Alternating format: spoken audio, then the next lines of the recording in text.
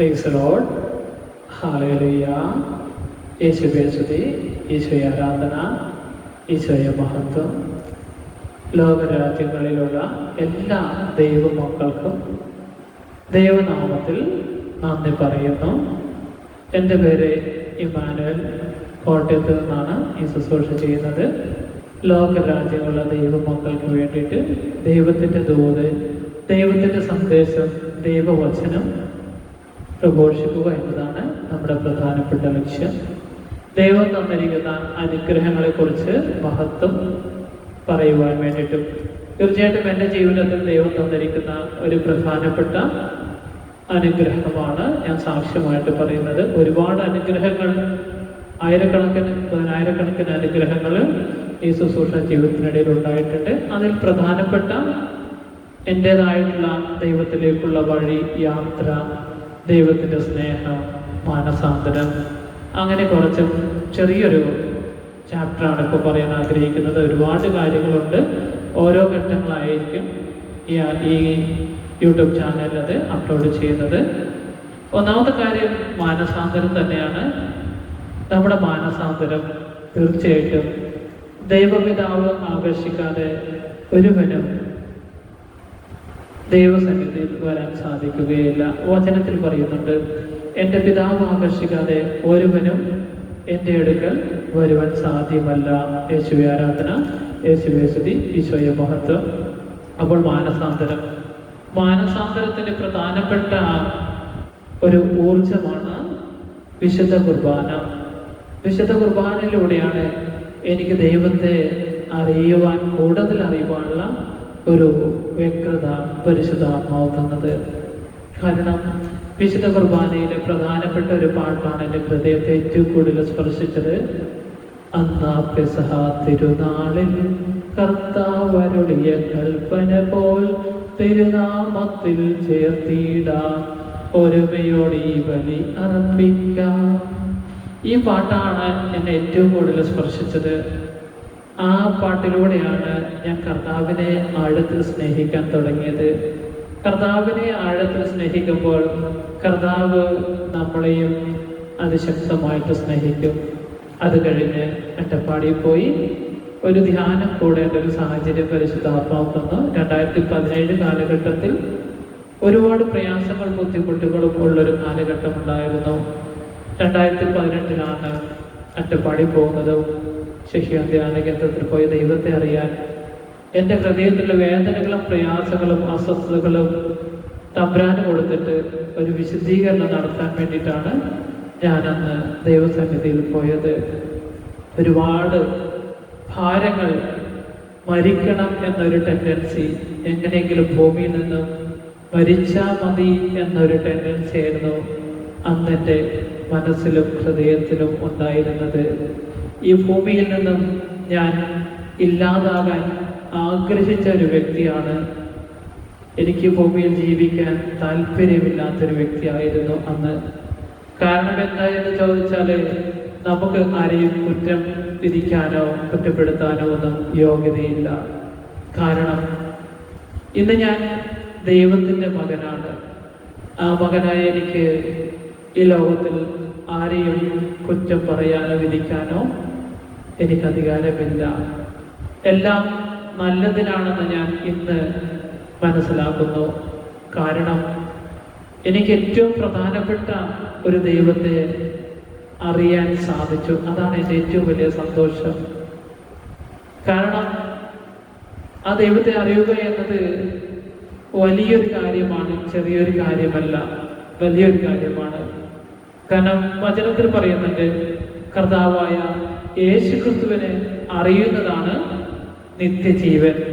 അപ്പോൾ എനിക്കന്ന് നിത്യജീവൻ എന്താണെന്ന് മനസ്സിലായിരുന്നില്ല. ക്രിസ്തുവിലേക്കുള്ളൊരു യാത്രയാണ് നിത്യജീവൻ. അപ്പോൾ യേശു ക്രിസ്തുവിനെ നമ്മൾ ഹൃദയത്തിലേക്ക് കൊണ്ടുവരുമ്പോൾ നമ്മൾക്ക് ഒരു ജീവൻ അവിടെ തമ്പുരാൻ തന്ന് അനുഗ്രഹിക്കും. അത് പിതാവിൽ നിന്ന് വരം ലഭിച്ചാൽ അല്ലാതെ ആർക്കും കർത്താവിൻ്റെ അടുത്തേക്ക് വരാൻ സാധ്യമല്ല. നമ്മളിൽ പല ആളുകളും, ഇത് കേൾക്കുന്ന ആളുകൾ ദൈവത്തിൻ്റെ പൂർണ്ണമായിട്ടുള്ള ഒരു അനുഗ്രഹത്തിലല്ല. കാരണം ദൈവത്തെയും ദൈവദാസന്മാരെയും കുറ്റം പറഞ്ഞ് വിധിക്കുന്ന ഒരു സമൂഹത്തിലാണ് ഇന്ന് ഭൂരിപക്ഷം പേര് ജീവിക്കുന്നത്. മനുഷ്യ ജീവിതമാണ്, എല്ലാവർക്കും തെറ്റുകൾ പറ്റിയിട്ടുണ്ട് എന്ന് നമ്മൾ ഓർക്കണം. നമ്മളാരും പൂർണ്ണരല്ല, ഞാനും നിങ്ങളും. അതുകൊണ്ടാണ് ഞാൻ പറയുന്നത്, നമുക്ക് തെറ്റുകൾ പറ്റിയതുകൊണ്ട് നമ്മൾ മറ്റുള്ളവരെ തെറ്റായെന്ന് പറയാൻ ഒരു യോഗ്യതയുമില്ല. ഞാൻ ആരെയും കുറ്റപ്പെടുത്തുന്നില്ല, ഒരു പ്രസ്ഥാനത്തെ, ഒരു വ്യക്തിയോ ഒന്നിനെയും കുറ്റപ്പെടുത്തുന്നില്ല. നമുക്ക് തെറ്റ് പറ്റിയിട്ടുണ്ട്, നമ്മളും അതിൽ തന്നെയാണ് ഇപ്പോഴും ഉള്ളത്. അതുകൊണ്ട് നമുക്ക് ആരെയും വിധിക്കാനോ കുറ്റം പറയാനോ ഒന്നും നമുക്ക് ആർക്കും യോഗ്യതയില്ല. നമ്മുടെ ദൈവത്തമ്പുരാൻ നമ്മളെ ഇത്രത്തോളം കാത്തു പരിപാലിച്ചതിന് നമുക്ക് ആ ദൈവത്തോട് നന്ദി പറയാം. എൻ്റെ മാനസാന്തരത്തിൻ്റെ ഒന്നാമത്തെ ഘട്ടം വിശുദ്ധ കുർബാന, രണ്ടാമത്തെ ഘട്ടം ദൈവസ്നേഹം എന്ന വിശുദ്ധ ഗ്രന്ഥം, മൂന്നാമത്തെ ഘട്ടം ദൈവത്തിൻ്റെ കരുണ.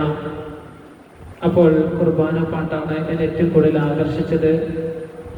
ഈ സോങ് നിങ്ങൾ പല സമയത്ത് കേട്ട് കാണാം. പറ്റുമെങ്കിൽ യൂട്യൂബിലൊക്കെ കയറിയിട്ട് ആ പാട്ട് 4-5 തവണയൊക്കെ കേൾക്കുന്നതും ഹൃദയത്തിൽ ദൈവസ്നേഹം ജനിക്കുവാനുള്ള ഒരു മാർഗമാണ്.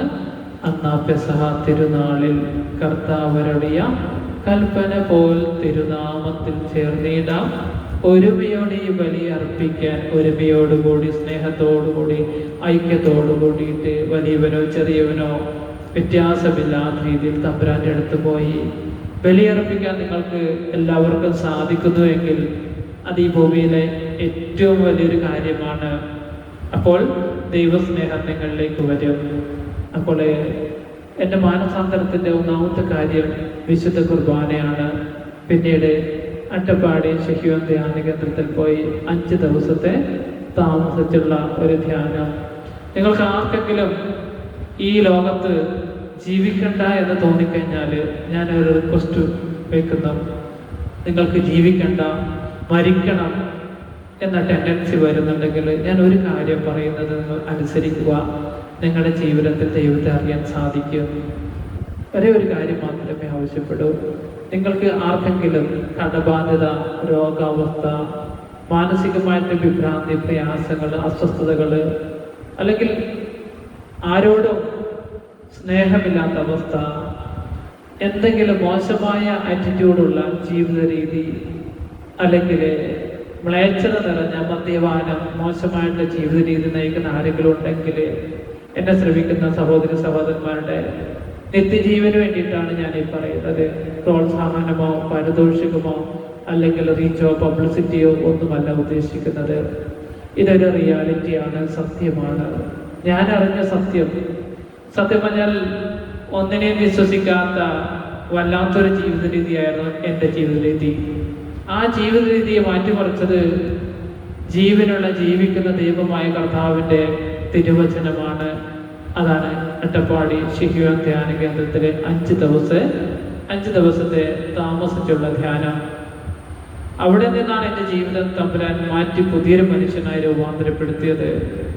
ആത്മഹത്യ, മരണം, ജീവിക്കണ്ട, എല്ലാത്തിനെയും ശരിയല്ല എന്ന് പറയുന്ന ജീവിത രീതിയായിരുന്നു എൻ്റെ ജീവിത രീതി. അന്നത്തെ കാലഘട്ടത്തിൽ അത്രയേറെ സഹനങ്ങളും ത്യാഗങ്ങളും പ്രയാസങ്ങളും ബുദ്ധിമുട്ടുകളും നിറഞ്ഞ ഒരു കാലഘട്ടം. ജോലിയുണ്ട്, സമ്പത്തിൻ്റെ എല്ലാം ഉണ്ട്, പക്ഷെ മനസ്സമാധാനവും സന്തോഷവും ഇല്ലാത്തൊരു വല്ലാത്തൊരു അവസ്ഥ. അവിടെ നിന്നല്ല ദൈവം എന്താ സ്വന്തം മകനെ എന്ന പോലെ ചേർത്ത് പിടിച്ചൊരു ദൈവത്തെ എനിക്ക് മനസ്സിലാക്കാൻ സാധിച്ചു. ആദ്യ സമയങ്ങളിലൊക്കെ ആദ്യത്തെ ദിവസം എനിക്ക് വളരെ പ്രയാസം ഉണ്ടായിരുന്നു. ഒരു വലിയ രോഗത്തിൻ്റെ ഒരു വലിയ കൂമ്പാരമായിട്ടാണ് ഞാൻ അട്ടപ്പാടിയിലേക്ക് ചെല്ലുന്നത്. ഒന്നാമത്തെ കാര്യം, മാനസികമായിട്ട് പ്രയാസം വളരെ ഉണ്ടായിരുന്നു. രണ്ടാമത്തെ കാര്യം, കിഡ്നിയിൽ 3 കല്ല്, 12 mm, 9 mm, 10 mm അങ്ങനെ ലെവലിൽ പോകും ഈ ഒരവസ്ഥ. പിന്നെ മൈഗ്രെയിൻ തലവേദന, വിട്ടുമാറാത്ത മൈഗ്രെയിൻ തലവേദന, അങ്ങനെ പറഞ്ഞറിയിക്കാൻ പറ്റാത്ത വലിയൊരു രോഗാവസ്ഥയിലൂടെ ഞാൻ പോകുമ്പോൾ ദൈവത്തിൻ്റെ മകനായതുകൊണ്ട് എന്നെ അവിടേക്ക് വിളിച്ചു. ഞാൻ അവനോട് പോയി, എൻ്റെ തമ്പുരാൻ്റെ അടുത്ത് പോയി പറഞ്ഞു എൻ്റെ പ്രയാസങ്ങളും ബുദ്ധിമുട്ടുകളും, മുന്നോട്ടുള്ള യാത്ര എന്താണ് ഏതാണ് എന്ന് ചോദിച്ചപ്പോൾ ആൾ വഴി കാണിച്ചു തന്നു. പിന്നീട് തമ്പുരാന്റെ വഴിയിലൂടെ സഞ്ചരിക്കാൻ തുടങ്ങി. ആ സഞ്ചാരം ഒരു ശുശ്രൂഷയിലേക്ക് എത്തി. ആ ശുശ്രൂഷ ഇന്നും അവിടുത്തെ കൃപയ്ക്കൊത്ത രീതിയിൽ, കരുണയ്ക്കൊത്ത രീതിയിൽ ചെയ്തു പോകുന്നു. ദൈവം നമുക്ക് ഒരുപാട് കഴിവുകൾ തന്നിട്ടുണ്ട്. നമുക്ക് കിട്ടിയ കഴിവ് നമ്മൾ ഉപയോഗിക്കുക.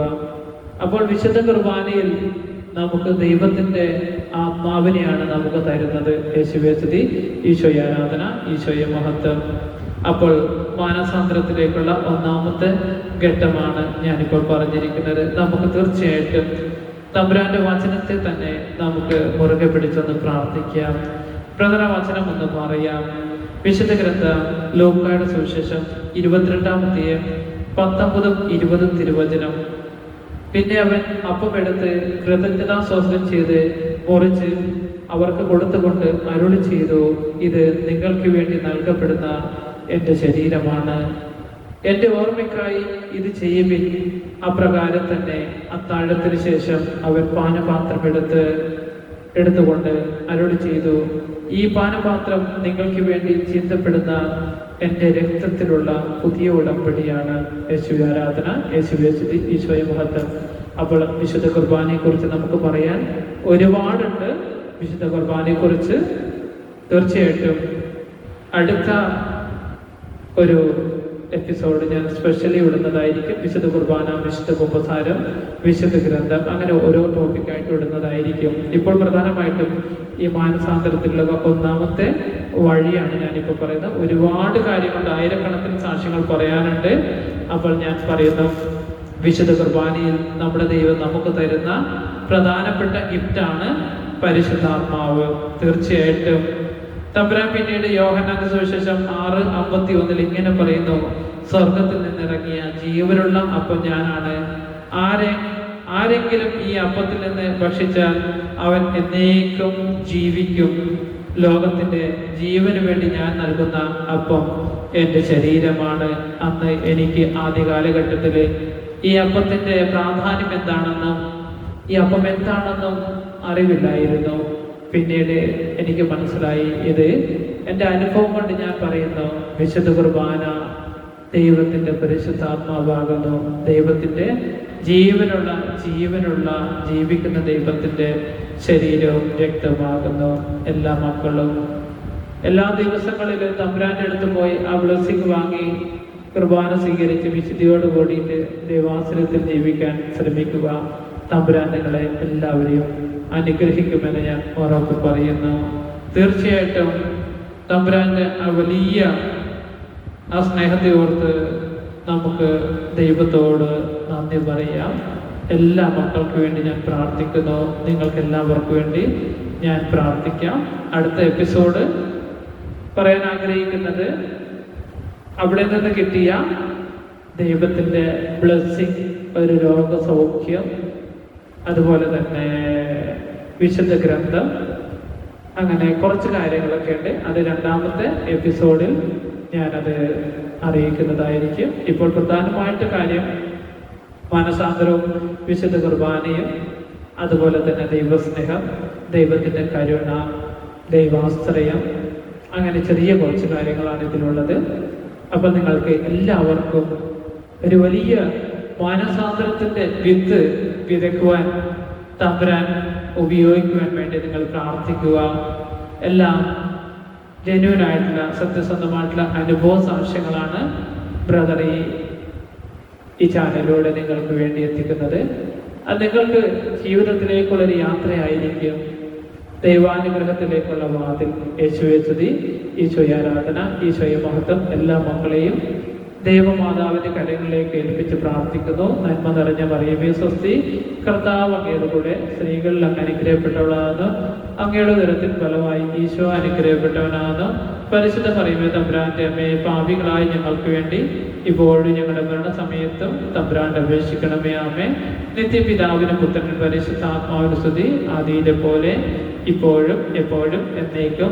ആമേൻ. എല്ലാ മക്കൾക്കും ദൈവാനുഗ്രഹം ശക്തമായിട്ട് നിറയുവാൻ വേണ്ടി പ്രാർത്ഥിക്കുന്നു.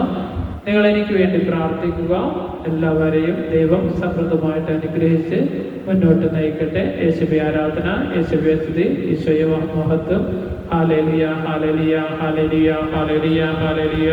യേശുവേ ആരാധന, യേശുവേ സ്തുതി, ഈശോയെ മഹത്വം, മഹത്വം.